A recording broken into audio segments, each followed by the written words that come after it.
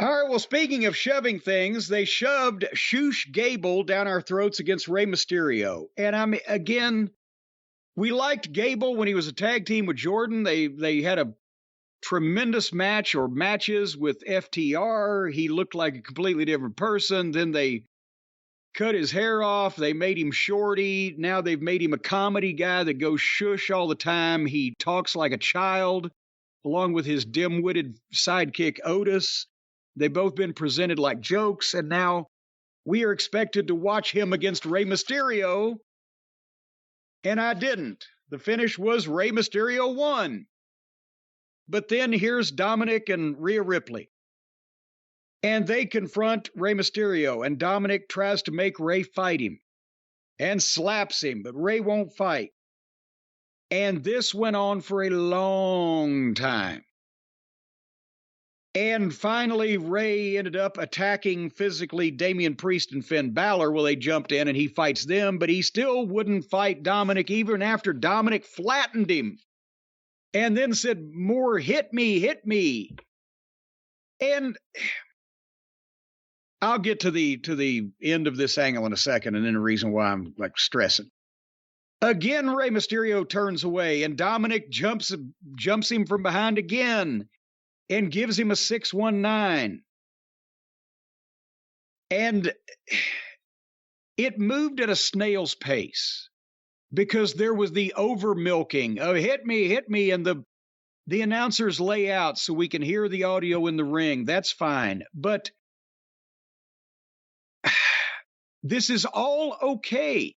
All of this interaction, the son turning on the father, multiple heels jumping the single innocent babyface, it's all okay with the WWE because nobody is trying to stop it. No chaos, no urgency, no jeopardy. The heel in all these angles, I'm not just talking about this one. It's like a stage play is unfolding in front of you, and there's no reason to believe it or invest in it. It's just part of the program that is being presented to you. But there's no sense that something's out of control. There's no sense of the bad guys getting away with something. There's no jeopardy and no sense of urgency to the babyface being saved, or a crime is being committed and they have to do it quickly to get away with it because nobody's trying to help. There's no security. There's no referees. There's no friends of Rey Mysterio. No baby faces from the locker room. The announcers are just talking about, oh, what a horrible thing's going on here. Nobody's calling the police.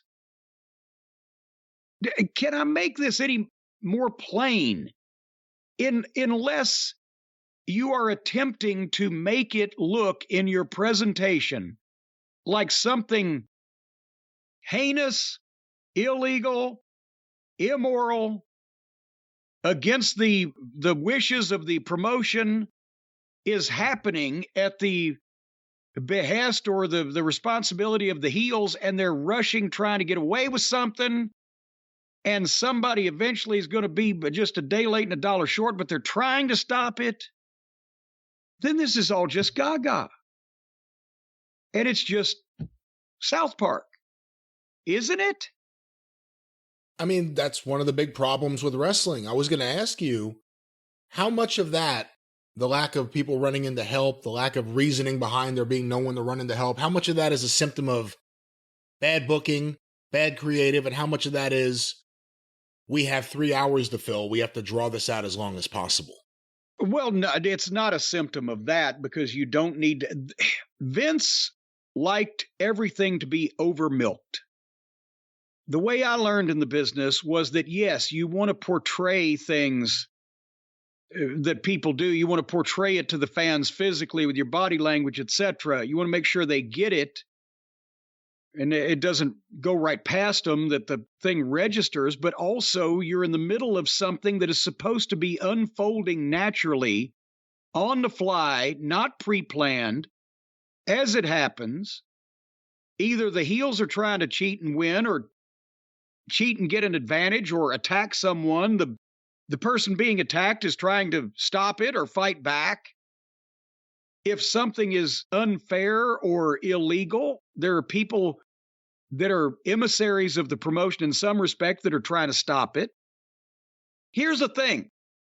If you're driving down the side of the road and you see a big building going up in flames, it's on fire, and there's tons of fire engines around, and there's firemen with hoses, and they're shooting it, and there's activity, and there's some, chaos going on while this is trying to get under control. Wow, that's a scene of just mad panic. Holy shit. They're trying to stop that fire. That goddamn fire, it's going to destroy everything. But if you drive down the road and the same building is on fire and it's the same size fire, but all the fire trucks are parked neatly and the firemen are just standing around, then you think, well, this is supposed to happen. It's a controlled fire. It's one of those deals where they're burning the building down to clear the fucking lot. Nothing to see here. Everything's all right. There's going to be no more chaos. Nobody's going to be killed.